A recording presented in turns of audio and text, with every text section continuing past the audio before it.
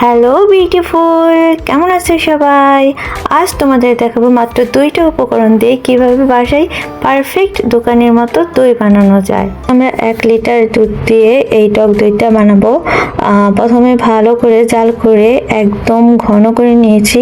ঘন হলে কিছুটা কমে আসলে তারপর পুরোর মতো ঠান্ডা করে তারপরে ছাঁচে ঢালবো। ছাঁচে দই বীজটা দিয়ে রেখেছি আগেই। তো তারপরে এটা পুরোর মতো ঠান্ডা হলে এখানে ঢেলে দেবে।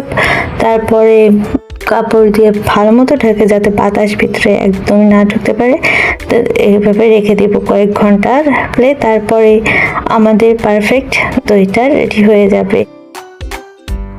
দেখতেই পাচ্ছ দইটা কেমন জমেছে। তো জীবনে প্রথমবার দই বানালাম, নো ফেল। চাইলে এমন এক্সপিরিয়েন্স নিতে পারো আমার মতো।